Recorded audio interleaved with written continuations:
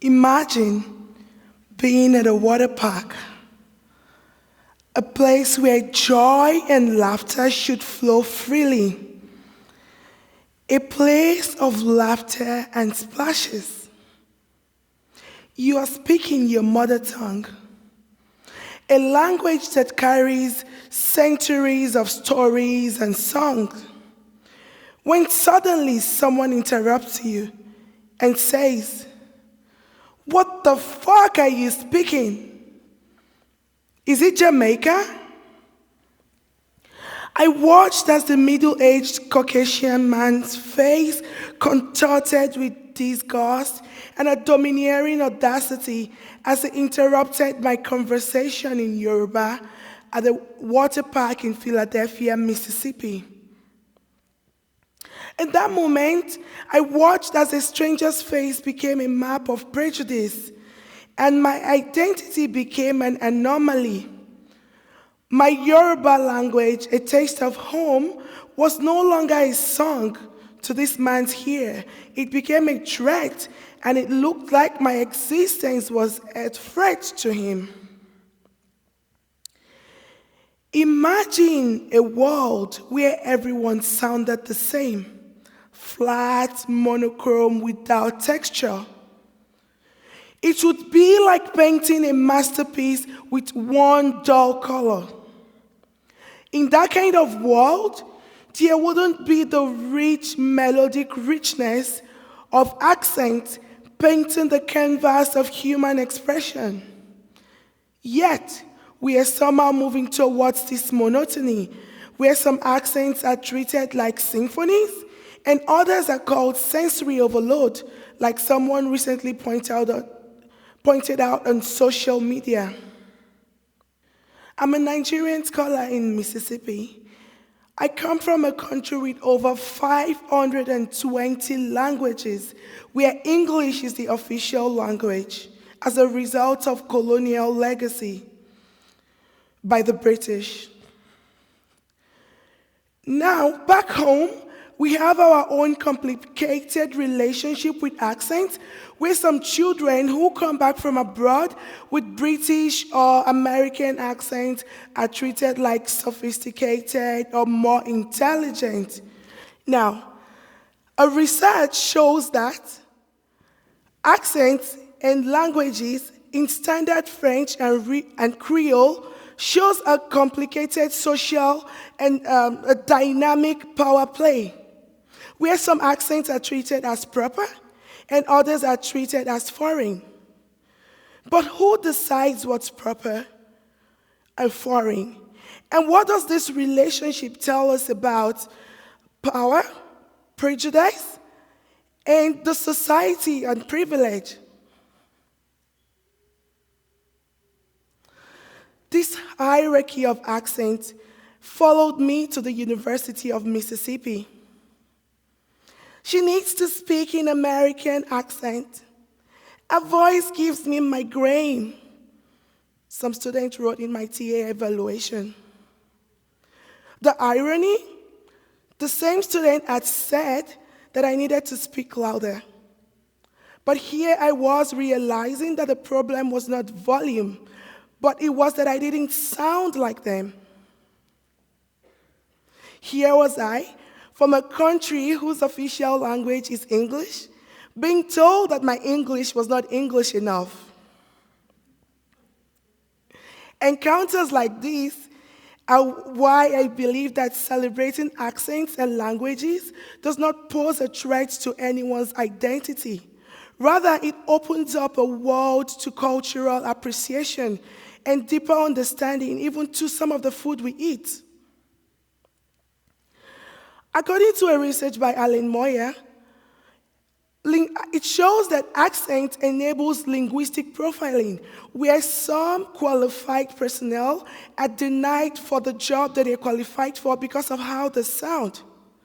Yet, another research by Ellen Bielstock at York University shows that bilinguals have better way of solving problems. They're good at multitasking and getting things done.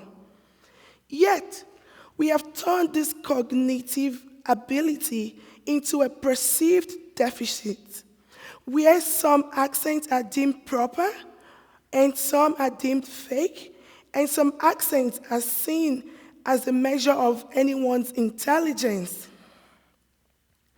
This is why I started a classroom exercise.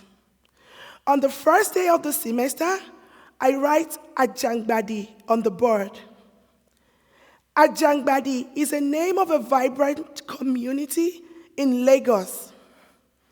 I ask my students to pronounce it.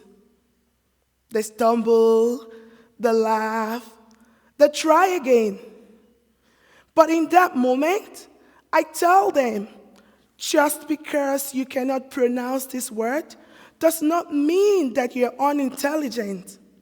It only shows that your linguistic capabilities have limitations. In that moment, something remarkable happens and something shifts with the students. They realize that navigating a different sound system from theirs is a way to explore other linguistic words. Ajangbadi then becomes more than a word. It becomes a mirror to check our unconscious biases. And in that moment, Ajangbadi does what years of lectures cannot do.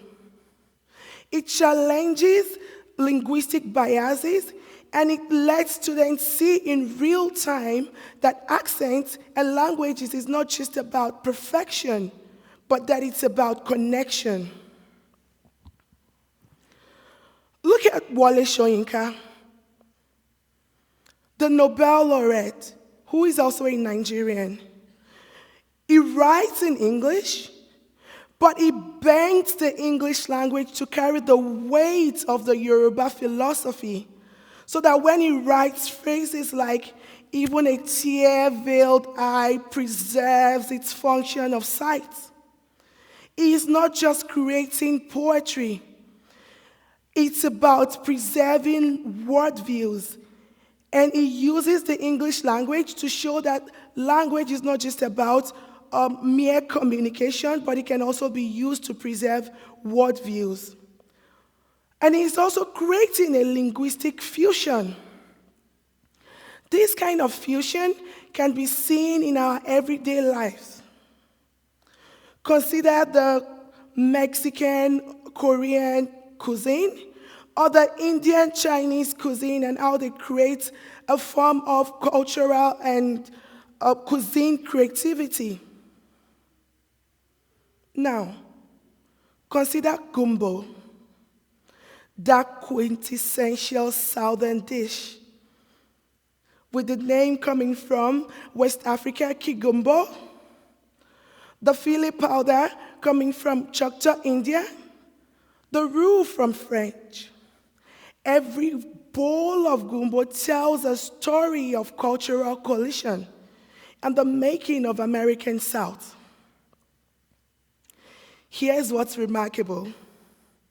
The same person who would eagerly devour a gumbo might still cringe at the West African word that carries the word across the Atlantic. So, next time you want to talk about an accent, focus on the power of communication and clarity.